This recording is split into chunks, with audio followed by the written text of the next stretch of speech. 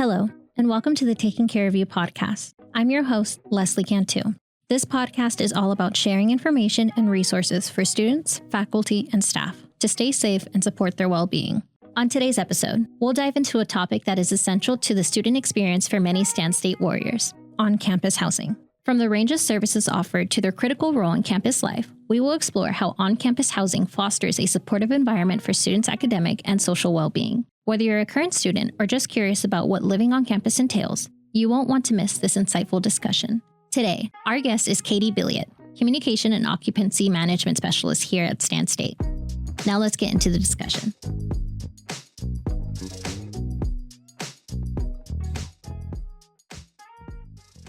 Hi, thanks for having me. I'm so excited to be here. Of course. How are you doing today? I'm okay. It's a little chilly for me, but we're doing great.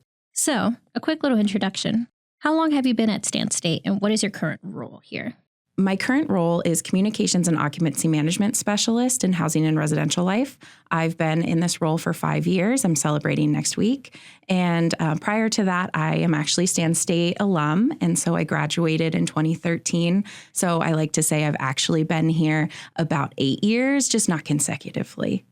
So you have a lot of experience with campus housing since you've been here for 5 years. Yes, I lived on campus as a student. So I was a transfer student. I came in as a junior. I lived on campus my first year here, and then I was an RA and a community lead, which is a senior RA. And I just loved it so much, I knew I had to come back. So is that kind of what inspired you to join the campus community and work in housing? My time at Stan State, specifically living in housing, was extremely transformative. I gained so much insight, not only about myself as a human, but also just as a leader working inside of housing. And I met some of my best friends here and had really some of the best years of my life here. So even after I graduated and I moved back home because I didn't have a real job yet, I always felt this pull to come back to campus. And over the course of the 6 years that I was away from Stan, I actually applied to jobs on campus probably 2 or 3 times. The first 2 times I didn't even get an interview because I wasn't qualified enough. And then the third time I got through the interview process, I did a presentation, and then I didn't get the job. But I feel like it was meant to be for me to come back in housing. So I feel grateful every day because I walk this campus and housing, the halls of housing every single day. And I'm reminded of the great memories that I had. It actually makes me kind of emotional because my best friend that I met in housing, my very first semester, she passed away from breast cancer a couple years ago. And my marketing storage closet is on the same floor where our rooms were. So every time I walk down that hall, I really get this like moment of peace and reflection. And it's just super fun to think about our time and all the memories that we shared at Stan. It's special, but I truly feel that it was kismet to be back specifically in this role in housing. I'm so sorry to hear that, but it's such a beautiful thing that you still have those wonderful memories, not only through her, but on campus. You get to experience that every day and like the memories that you shared with her. Exactly. Yeah. Diving more into like experiences on campus and coming into this, I feel like, especially with Stan State being labeled a commuter school, what are the common perceptions or stigmas associated with dorm life and campus living? I think there are a lot. I think thanks to just TV and movies, there is this stereotype of what living on campus looks like. You know, you're in a residential hall, you are in a very small bedroom with another person, you have the microwave down the hall, you have the co-ed showers, you always have to wear shower shoes. Like, I think that is the idea of campus living that so many people have in their brains. But we're not like that at all, which is pretty unique across the university system. Our units, they all have their own bathroom and shower area shared just between roommates. There's also the option for a full kitchen or at the very least a mini fridge and a microwave inside of the unit shared again just between roommates. So you're completely avoiding that experience of having to walk down the hall in the shower shoes or like make food in the common area microwave that 40 other people have also cooked food in. Our living is really all about community. It's our mission and our vision and our values. We want every student who lives on campus to feel as though they belong. And so part of that is the community experience of living with roommates. And so we don't have room types that are like a single studio where you'd be living solo by yourself inside of the unit, because part of the on-campus student housing living experience is learning how to navigate those relationships and really kind of taking advantage of that as a personal development opportunity. I know that we have some competitors across the street and around here. How does living on campus compare to competitors across the street? You know, in all of my tours, I always joke that, you know, the secret's out. We're not off-campus housing. We're student housing. We are university-affiliated housing. We're supported by the university.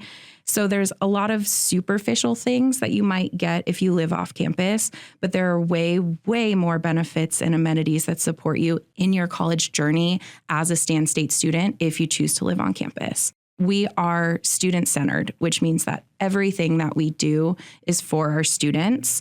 You can't tell me that an off-campus apartment somewhere in town has that same mission, vision, and values of their students, of their residents. And also students who live on campus will only be living with other students. There's not community members in our community. It's just Stan State students. Again, going back to our mission and vision and values, we want our students to succeed in their classes. We want them to have an entire residential education team that helps them achieve that. We want them to really understand the expectations of college life, and we want to help support them. And again, that's not something that you're going to experience off campus. We take the stress out of bills. That's also different from living somewhere off campus. It's just one bill that you have to pay in monthly payments. It's not a lump sum unless you want it to be. Obviously, we'll let someone pay in full if they totally want to. Our rates are all inclusive, so there's no cap on utilities. And I've heard that other places have caps, and then students actually end up with really large utility bills because they didn't realize that that's something that they had to pay. So really the only thing that our rates don't include is a parking pass. We also offer flexible move-in dates, and we aren't going to stick our students with a 12-month lease if they only need to be here for the academic year.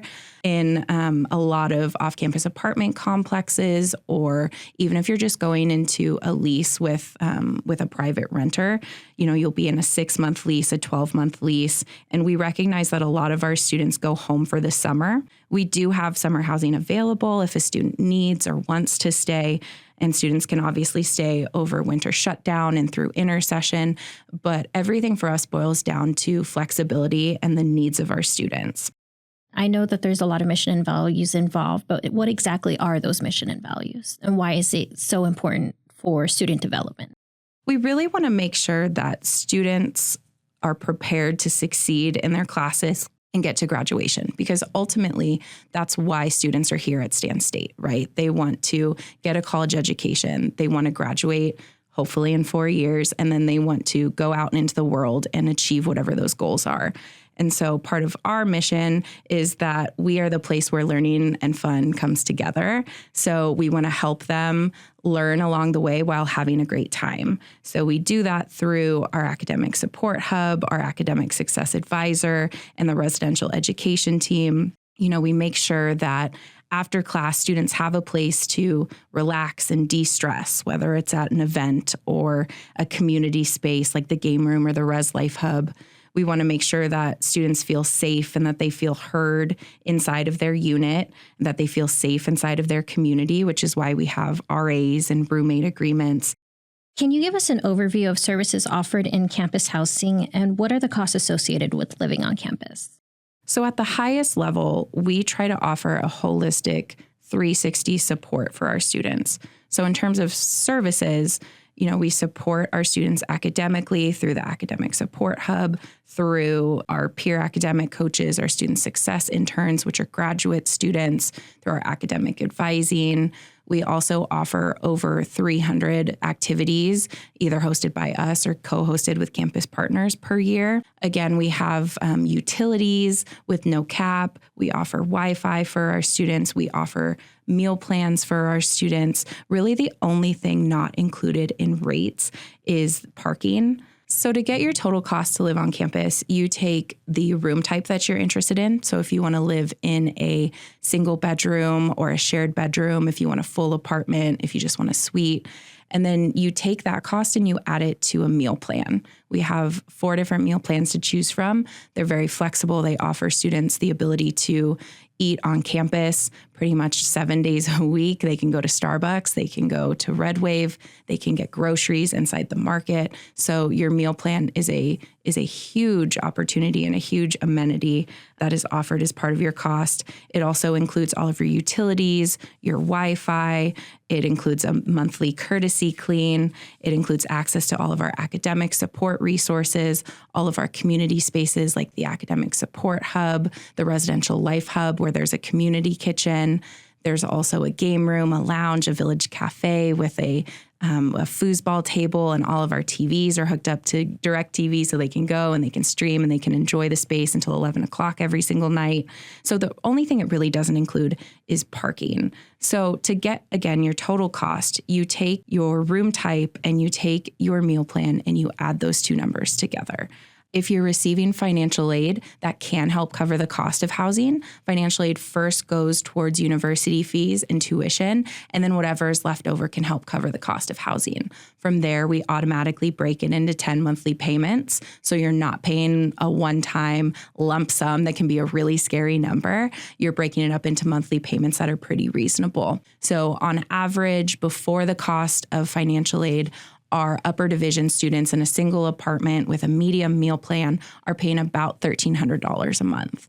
For first-year students, that number is a little bit lower because they have some cheaper housing options available that they tend to go towards with the suite, which is a room that doesn't have a full kitchen. So there's a lot of accommodation that can be done, not only with financial aid, but to fit your needs with a shared room or a studio. Absolutely. Yeah, we really encourage to think about, okay, how much are you going to cook in your unit? How much are you going to utilize your meal plan? If you know you're getting a lot of financial aid and you want it to cover your entire housing fees, okay, what room type works for you? What meal plan works for you?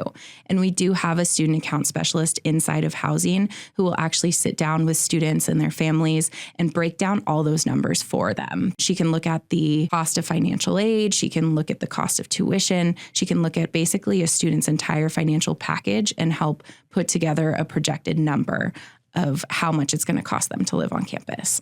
So I see that meal plans and housing go hand in hand. How do meal plans address food insecurity, and what is the importance of feedback to Chartwells? Because I know they play a big role in housing. Absolutely. I think a lot of people think that housing controls meal plans, and that's just not the case. They are controlled by Chartwells. And along those same lines, I think meal plans are often seen as a negative, but really the goal of a meal plan is to provide reliable access to meals every single day for residential students or commuter students, because I know they have commuter meal plans also. I think the stereotype of being a college student living off ramen is just long gone, because universities want students to be eating food that supports their focus in class and their overall health. As I mentioned, housing does not control meal plans, but we do advocate for our residents a lot during the year, especially this time of year when we're starting to plan for next year. When main dining opened initially, first-year students only had 2 plans to choose from. Now they have 3. We didn't have a cost increase between last year and this year. We try to tell Chartwells what we hear from students, but it's also extremely important for students to submit feedback as well. You know, again, as I mentioned, this time of year is when we're starting to really evaluate this last year's meal plans and plan for the next year. So we can't say enough how much we encourage students to use those little comment kiosks in main dining and text them. They have a phone number. You can email them. You can also talk to your ASI board of directors and share your feedback, not only about meal plans, but about venues, the quality of food, what you like, what you're eating, what you want to see, regardless of if you're living on campus or if you're living off campus. Change just doesn't happen without feedback. Can you give us a background of the housing department? So housing is actually a small but mighty team. When I was a student, we called our team Team Awesome Mullet, because we are business in the front, but a party in the back. And I feel like that kind of describes housing as a whole. Our community spaces are not only the housing office and the community center, but we have a game room. We have an academic support hub that's open Monday through Friday for students to drop in. We have a residential life hub that's open Monday through Friday. Unless you're a Suite Side resident, then you get access to that community kitchen every single day, 8 a.m. to 11 p.m., because again, they don't have kitchens. We also have a village cafe, which is open to anyone. So even if the regular student body wanted to come and enjoy that space, there's a canteen out there, there's couches, the TVs are hooked up to DirecTV, there's a ping pong table, a foosball table. It's a really great place to go and hang out and enjoy and kind of decompress after a long day. We also have 2 community center pools. We also have a hot tub, grill spaces. We have a ton of great amenities for students to enjoy. And it's outside the gates. So you literally just kind of walk around the pond, enjoy the scenery. There's tables outside so you can overlook our beautiful alumni house. It's a really nice space. There's an alumni house? Mm-hmm. Oh, wow. A lot goes into housing, and I see you guys out on the quad, but I think that you guys also do a really good job at collaborating with other departments and organizations. So how do you guys do that? What does that look like? And what departments do you guys collaborate with? We have so many amazing campus partners. I think that's such a cool thing about Stan State and academic affairs and student affairs. Our collaborations go beyond just departments. We also have faculty mentors that come to housing and help out with students. Basic Needs is obviously a huge collaborator with us. If a student becomes housing insecure, we have emergency spaces available for them to stay. Counseling and psychological services comes out every week. They host drop-in counseling sessions right at housing. It can be a little intimidating to walk across campus, to find the building, especially if you're already stressed out wanting to talk to someone. So we offer that right inside of housing every single week. Personally, I work very closely with athletics to hear the needs of our student athletes and work together on getting their new recruits to live on campus. We get a lot of great feedback from the coaches. They host a barbecue sometimes for welcome back at the beginning of the year. And we're constantly brainstorming new ways to make on-campus living better for our student athletes. Also, shout out to the Learning Commons. They oftentimes during finals week provide tutors that come and help out at our study nights. And so students not only have access to peer academic coaches and our student success interns and our academic success advisor, sometimes they also have access to tutors from the Learning Commons as well. There are so many resources on campus that it can be really overwhelming to be a student. So housing really serves as a concierge. It can be super intimidating to walk into a brand new place and maybe and potentially a brand new building and not knowing anyone, not knowing where to go or who to ask. And so we really encourage our residents to start with us, and we'll help connect you with an introduction. I think that's the greatest collaboration of them all, that students can come to us and we can refer them out directly to a person. It's kind of like when you call a customer service hotline and you don't talk to a person, and so you just get sent to this general line. That is not us. We want to connect you with a real person. There's so much support there to help student development academically and socially. I think you guys check almost every box you guys can, at least with the resources that are here and available. A big question that I have, especially with collaboration with CAPS, I feel like there's a lot of questions with ESA coming to college. People might be nervous. They're wondering if they can bring their pet. So what qualifies for ESA and what do they have to do to get an ESA? So inside of the housing application, we ask the question if there are any sort of disability-related accommodations that are needed. The student just checks the box, and then they get information about how to contact Disability Resource Services on campus. They're actually the ones that oversee the emotional support animal process. And so a student, unfortunately, can't just show up with Fluffy and say, okay, I'm going to register them. They have to be registered in advance prior to coming to campus. But Disability Resource Services is a wonderful resource on campus. They can answer any questions about ESAs, and they have a really fast turnaround time as well. So we have all of their information linked on our website and inside the housing application as well. Especially in this generation, it's very hard coming from the pandemic to coming to living alone and all that. How does living on campus create a safety net for students living alone for the first time? So living on campus is really living independently, but with a safety net. We're not monitoring our students' curfews. We're not asking them to check in at the front desk every single day. Really, we only ask them if they're going home for winter shutdown and fall break and if they're planning on coming back. So coming out of the pandemic, it was really interesting because we saw students being a lot more independent and wanting to stay on campus a lot more. And so some of the ways we adapted is we eliminated our winter shutdown charge. We used to have a fee for students to stay over that winter shutdown period. We no longer do that. We recognize that students who are staying on campus a lot of times are just trying to protect their families. Maybe they don't have another place to go a lot of times as well. And why are we charging people for that? And so we eliminated that so students can stay over shutdown. They don't have to worry about going home if they don't want to, if they don't want to expose themselves to, potential viruses, COVID, anything like that. How does housing address the unique needs and concerns of diverse student populations like international students, pregnant students, and the trans community? I think it helps because we're so well connected and in tune about what's going on around the university, and more importantly, what's going on with our student population. We don't fear change in housing. We understand that if we stayed the exact same way that we were 14 years ago when I was a student, no one would want to live with us. We saw the need for gender affirming housing where LGBTQIA plus students can live safely and comfortably. We have this option as well as a Rainbow Alliance community, which is all about spirit and support.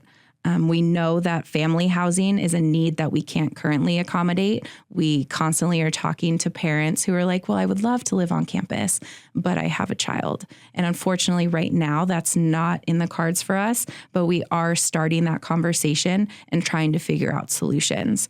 We're really hopeful that when our new building goes up, this is something that we'll be able to launch. We've also recently converted some of our suites into staff and faculty short stay options. So we're constantly changing. We're constantly evaluating the needs of our campus. And ultimately, we just try to listen and adapt.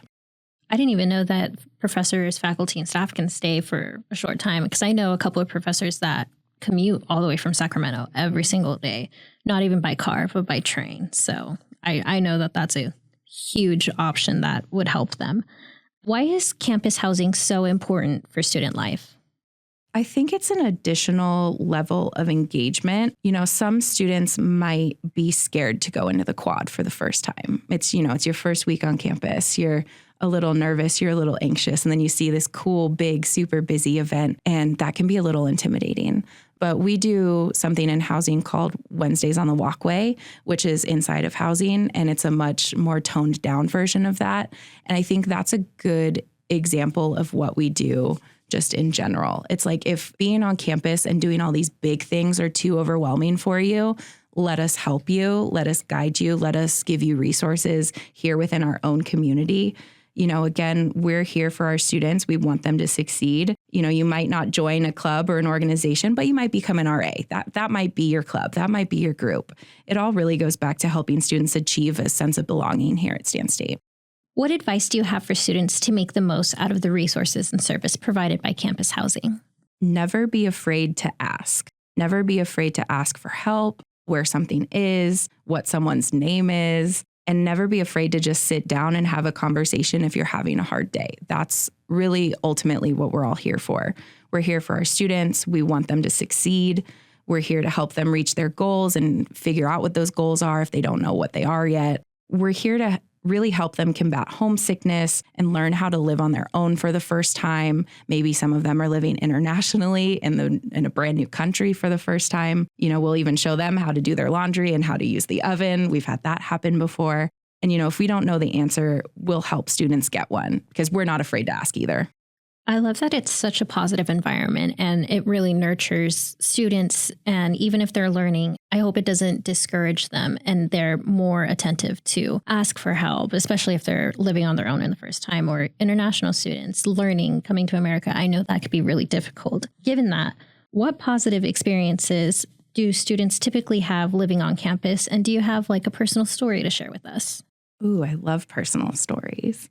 Convenience is obviously the number one positive experience, right? There's no better feeling than waking up 8 minutes before class and rolling out of bed and taking a nap between class or relaxing after class or between classes, not having to drive. Convenience is the number one positive experience. And then there are positives that are reflected in data. So students living on campus have higher GPAs, they graduate faster, they're more likely to get involved in campus life. And then there are these experiences that aren't necessarily reflected in data that we see in our day-to-day interactions as positive experiences. Providing a sense of community. It's one of our core values, especially to build a sense of belonging among residents. One of the things that residents talk about most, and one of my favorite things as a student, was all of the free programs and activities that are in housing.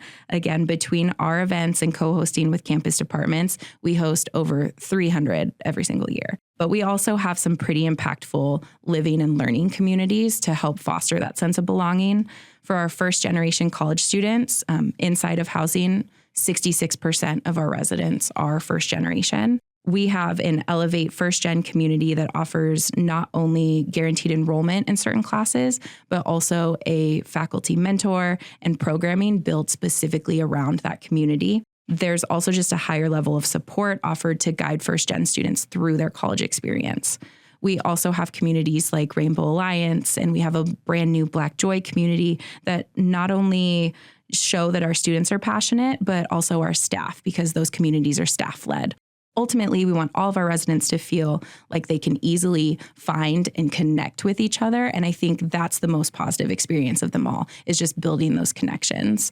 For me personally, I loved the free activities. That was my favorite part. I went to my very first hockey game as a student, and then 2 years later, I got a media relations internship with that hockey team here at Stan State. And then that was my first job out of college that I was there for 3 years. And so I feel like, again, without Stan State, without this experience that I had in housing, who knows where I would be right now? Hopefully back at Stan, but you never know. I know, here you are. Yeah.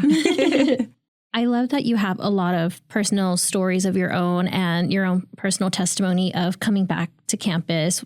Do you have any other testimonies or stories of others that you've heard with positive experiences or feedback that you'd like to share? Absolutely. So our current academic success coordinator, Angie, she did her entire undergrad at Stan. She was an RA. I think she was a peer academic coach. And then she became a student success intern, did her grad program here at Stan State, lived on campus for her entire undergrad and grad career. And then now, after she's graduated, she's our academic success coordinator, which is also a live-on position. So she's literally lived on campus for the last 6 to 8 years, which is just crazy to me. It's awesome. I love it. We've had other students as well who have gone through their undergrad and through their grad program and lived on campus 7 or 8 years. When I got here in 2019, there was a student in housing who I had as a resident in 2013 that was still here because he was pursuing his grad program. And that was just wild to me because, it feels like a lot of time has gone by. But then you're like, oh my gosh, you're still here in college and you're still living on campus. It's amazing. I love that it just stays within the family, that people love it so much that they just come back because they know the type of community that they have here and they're so comfortable here. Are there any new housing projects or initiatives planned in the near future? And how can students get involved? So we're super excited because we have grant funding through the CSU for an affordable housing build that will be coming in 2027. So it's going to be in the same location. It's going to be called RLV4, and it's going to be kind of right across from the tennis courts. What's unique about this build is that it's going to be traditional housing. And so a lot of our marketing strategies and a lot of everything that we talk about is we're not traditional housing, and yet we have this brand new build coming in. And so we're super excited to have something different and something unique to offer. It will be pod style. So it will be 4 bedrooms to 2 bathrooms. And it's really unique. Facilities has been hosting info sessions, and they've been in the quad with the poster boards with the information and the pictures. They've also been collecting feedback from residents and from students. When they're out there, you'll see them walking around with their little sticky notepads. And so if students see them out there, like, please stop by, like, give your honest feedback, regardless of if you live on campus or off campus, because this could potentially be a building that your friend's friend or your little sibling might live in the future, because that's one thing that we really see in housing. We get a brother, and then we get a sister a couple years later, and then we get another family member. It's really cool how organic it is. Again, you guys are so open to feedback to this project that's coming in the near future. So if students really want to get involved, that's a way to get involved, because maybe it's not your future. Maybe you won't be able to live in it, but you could always come back. Yeah. What are the most recent statistics or assessments regarding on-campus living? I think it's interesting because our population in housing is so different from the community at large. So our residents represent a higher percentage of underrepresented minority students, as well as Pell eligible students, than the campus overall. Our residents also carry a larger course load on average. So on average, they are averaging 13.8 units, whereas the rest of campus is averaging 12.5. 66% of our residents are first-gen students. Again, that's a higher number than just the overall average of campus. 70% are upper division, 28% are first year, and 2% are grad students. I always tell the upper division and transfer students at NSO that, because I think they get a little freaked out, again, going back to the stereotype and the stigma of dorm living. Oh my gosh, it's going to be all first years. Not the case at all. 48% of our residents have a hometown within 60 miles of campus.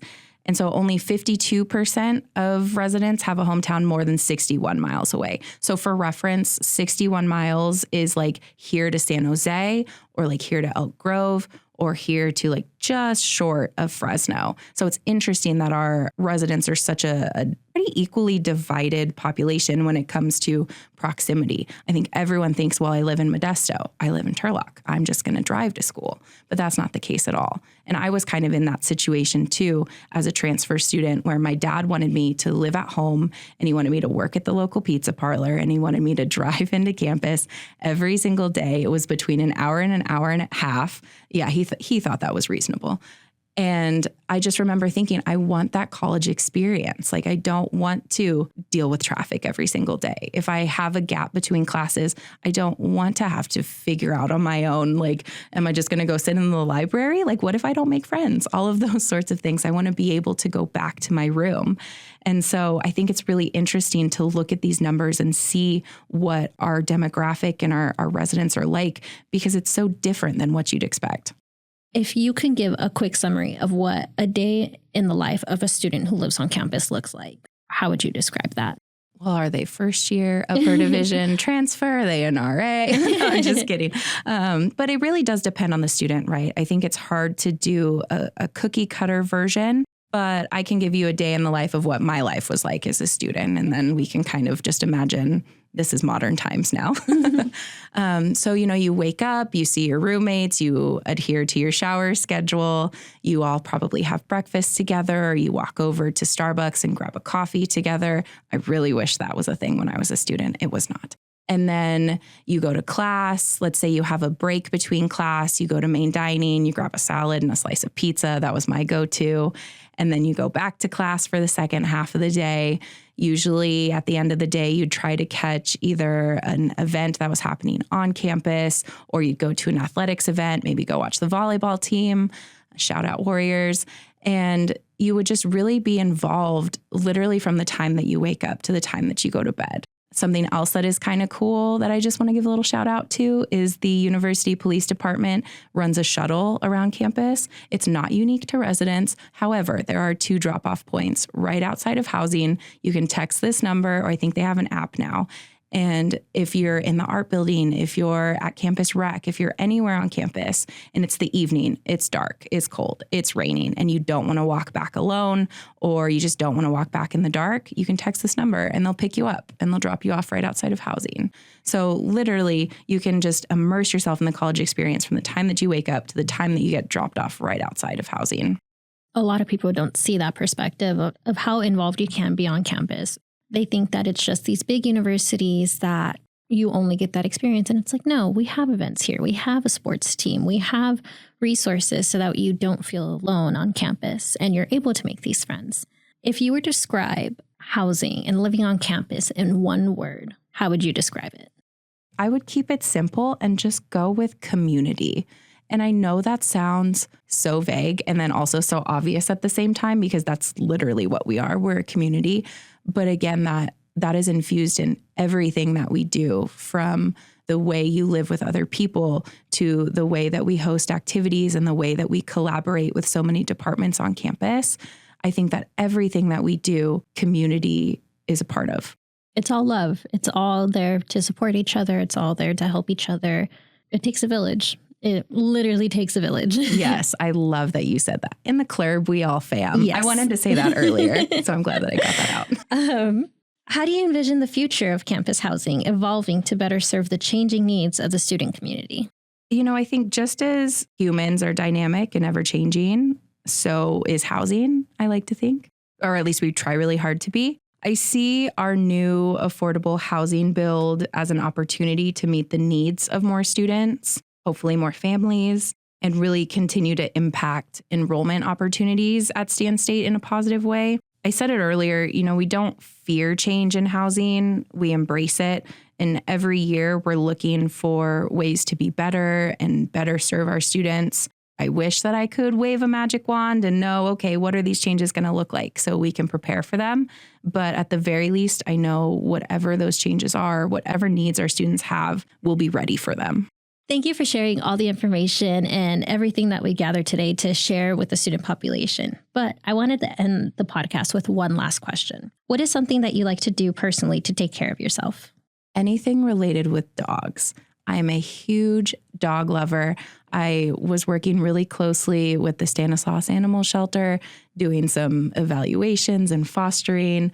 And I love giving back to animal welfare. And it just really gives me a piece of comfort and joy.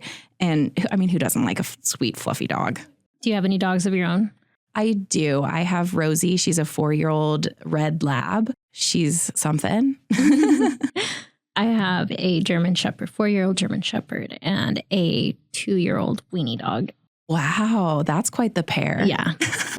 You can tell which one's in charge, and it's the weenie dog. Oh, yeah, absolutely. Thank you again for coming on the Taking Care of You podcast. Thanks for having me. I loved being here. Thank you for listening to this episode of the Taking Care of You podcast. You can listen to this episode and past episodes at csustan.edu/podcast or on your favorite podcast platform. Be sure to subscribe and follow to be notified of any new episodes. Stay safe, warriors, and take care.